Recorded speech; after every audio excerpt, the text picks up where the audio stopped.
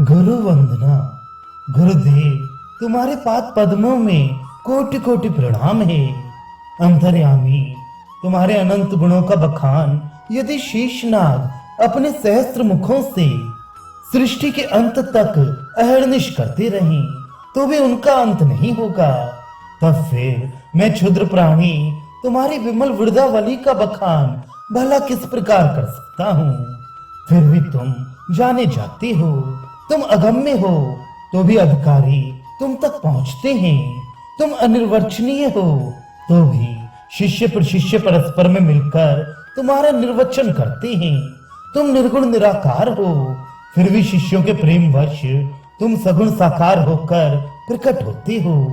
मनीषी तुम्हारे तत्व को परोक्ष बतलाते हैं, तो भी तुम प्रत्यक्ष होकर शिष्यों की पूजा अर्चा को ग्रहण करते हो। हे गुरुदेव, इस प्रकार के तुम्हारे रूप को बारंबार नमस्कार है। हे ज्ञानावतार, मेरी पात्रता अपात्रता का विचार ना करना। पारस लोहे की पात्रता की ओर ध्यान नहीं देता, वह तो सामने आए हुए हर प्रकार के लोहे को स्वर्ण कर देता है, क्योंकि उसका स्वभाव ही लोहे को कांचन बनाता है। तुम्हारी योग्य पात्रता क्या इन पार्थिव प्राणियों में कभी आ सकती है? अपने स्वभाव का ही ध्यान रखना। तुम्हारी दयालु स्वभाव की प्रशंसा सुनकर ही मैं समिधा हाथ में लिए हुए तुम्हारे श्री चरणों में आया हूँ। ये वन्य पुष्प है, अभी की लाई हुई ये कुशा है, और ये सूखी समिधा है।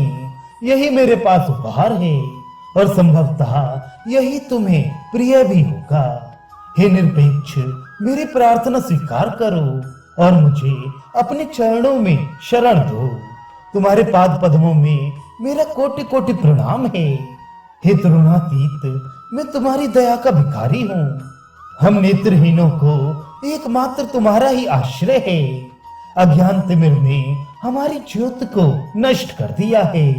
इसे अपनी कृपा रूपी सलाखा से उन्मीलित कर दो, जिससे हम तुम्हारी छवि का दर्शन कर सके।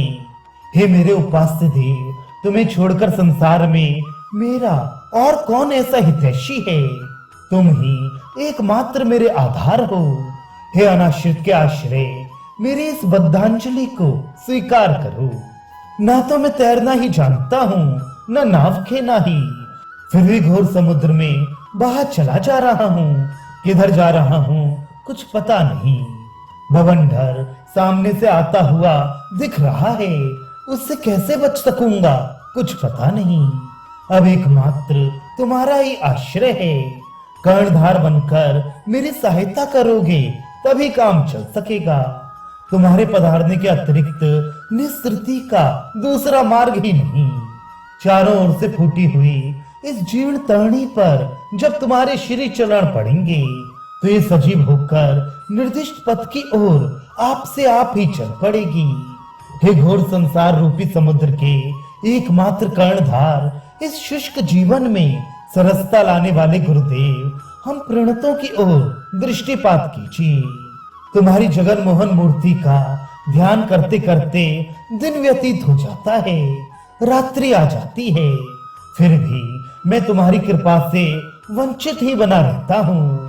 तुम्हारे निकट रहते हुए भी तुम्हारा नहीं बन पाता। तुम्हारी चरण छाया के सन्निकट बना रहने पर भी शीतलता से वंचित रहता हूँ। किसे दोष दूं? मेरा दुर्दैव ही मुझे तुम तक पहुंचने नहीं देता।